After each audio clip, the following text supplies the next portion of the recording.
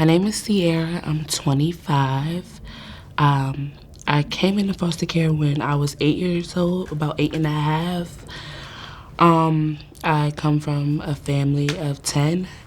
At the time, I was a part of a family of 8, and my mom and my dad were single parents, and it just got extremely hard when I entered into the foster care system. I was in a couple foster home settings, like just regular, a couple therapeutic, and then I was in some guardianship homes as well, like with the thought process. This is when they push guardianship versus adoption.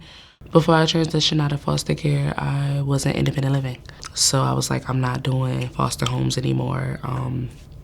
I decided that I just didn't need it. I needed foster care for a place to live and not for a person to raise me anymore.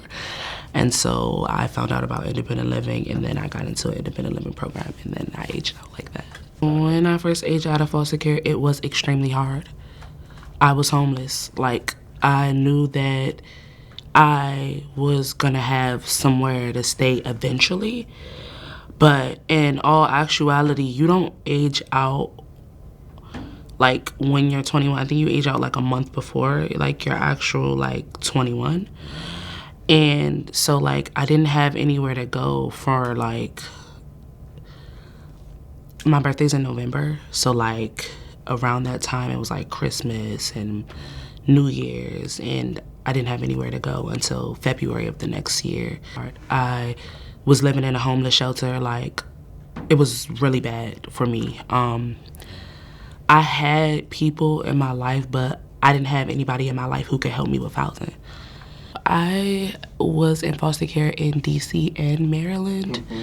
And so over like 8 years, I've been in about like 30 homes or so. If I had an adoptive family or just a family that I aged out with, I probably would have not been like socially awkward. Like, I'm a people's person for sure, but being around too many people is very weird for me. My interactions with people aren't that great because like of the family structure that I never really had. And since independent living, I've learned how to like just like be to myself and by myself. It is important for youth to have permanency because without it, you really don't have like a balance. I've seen it in my own relationships, friendships. I'm a godmother now, and so trying to understand really how to be a parent once you've never really know how to be a child is very difficult.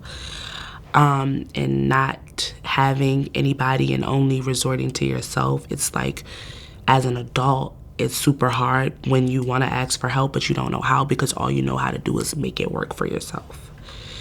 So like, I feel like you having a forever person is more than just having somebody to go through things with you. It's like the reality of things. Like, if I didn't meet my mentor, I would not know how to file taxes.